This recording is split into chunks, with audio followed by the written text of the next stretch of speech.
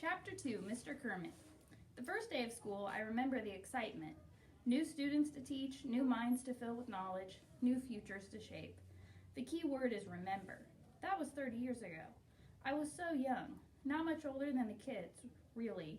Being a teacher was more than a job. It was a calling, a mission. True mission, impossible. But I didn't know that back then. I wanted to be Teacher of the Year. I actually achieved that goal. That was when the trouble started. Anyway, I don't get excited by the first day anymore. The things that still get my 55-year-old motor running are the small pleasures. The last tick of the clock before the 3:30 bell sounds, waking up in the morning and realizing it's Saturday, the glorious voice of the weather forecaster. Due to the snowstorm, all schools are closed down. And the most beautiful word of all, retirement. The first day of school means it's only 10 months away.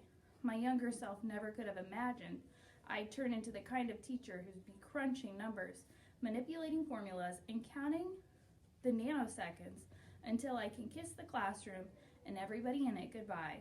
Yet here I am. I sip from my super large coffee mug. The other teachers call it the toilet bowl when they think I'm not listening. They gripe that I owe extra money to the faculty coffee fund because I drink more than my fair share. Tough. The students are bad enough, but the dunderheads who teach them are even worse. Colleagues. They don't know the meaning of the word.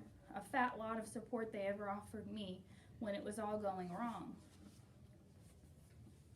Mr. Kermit? Dr. Thaddeus is standing over me in the faculty room, his $3,000 suit tailored just so. Superintendent, major dictator, a legend in his own mind. Christina Vargas, the principal, is with him. Nice to see you, Zachary. How was your summer? Hot, I tell her, but she keeps on smiling. She's one of the good ones, which puts me on my guard. Thaddeus uses her to do his dirty work. Something is coming, I can smell it. There's been a change in the schedule, the superintendent announces. Christina, will you fill you in on the details. As you know, Mary Angeletto has left the district, the principal says. So we're moving you into her spot with the self-contained special 8th grade class. I stare at her. You mean the Unteachables?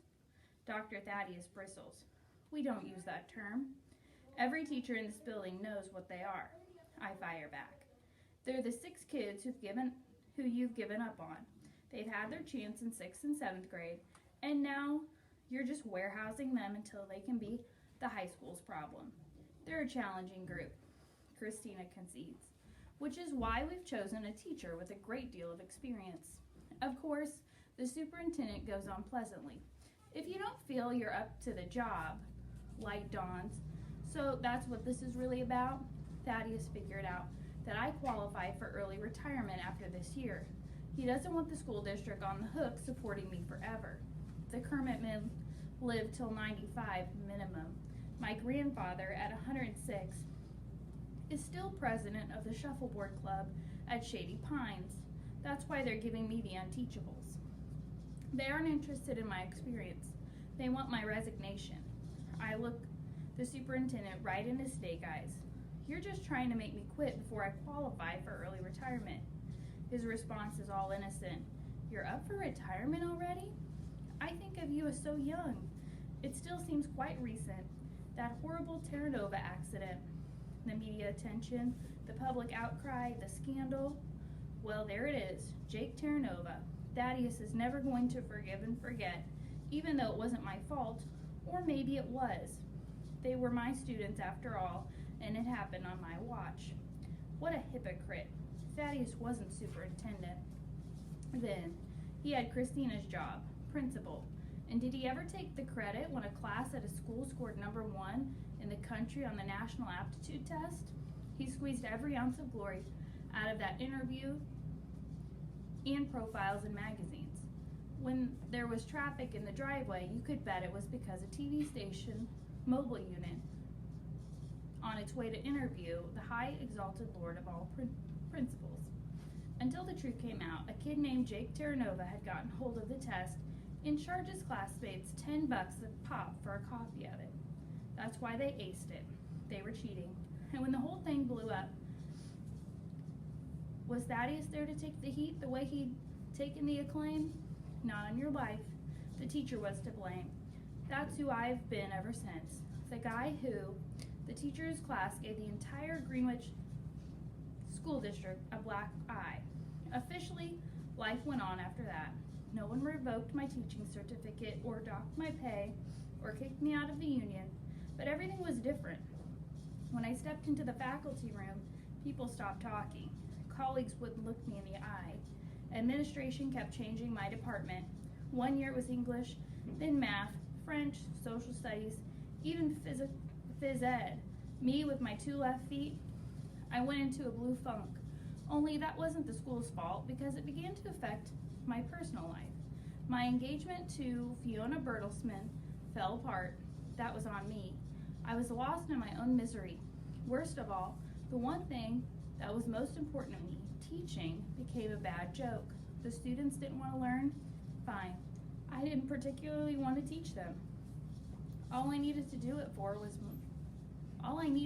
for my paycheck was show up.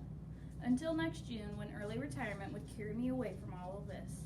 And now Thaddeus thinks he can throw that away too, just to avoid a year with the Unteachables? Obviously, the superintendent doesn't have a faintest idea who he's messing with.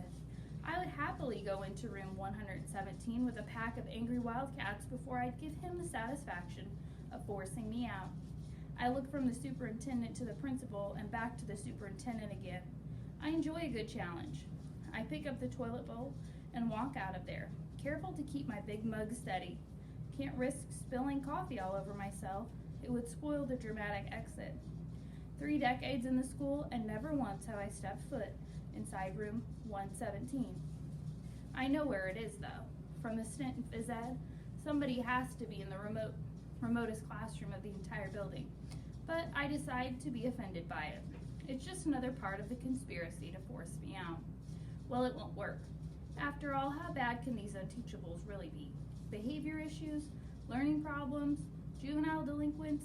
Does Thaddeus honestly think I've never crossed paths with students like that throughout the 30 years in the classroom? Bad attitudes? The kid hasn't been born with an attitude that's half as bad as mine at this point. Face it, the Unteachables can only hurt you if you try to teach them. I gave up on teaching anybody decades ago. Since then, my relationship with my classes has been one of the most uncomfortable roommates. We don't much like each other, but everybody knows that if we just hold our noses and keep our mouths shut, we'll eventually get what we want. For me, that means early retirement. For the SCS 8 students, it means being promoted to 9th grade. That's part of slam dunk, because surely the middle school is dying to get rid of them. What would they have to do to get held back? Burn the whole place to the ground? I walk into my new classroom.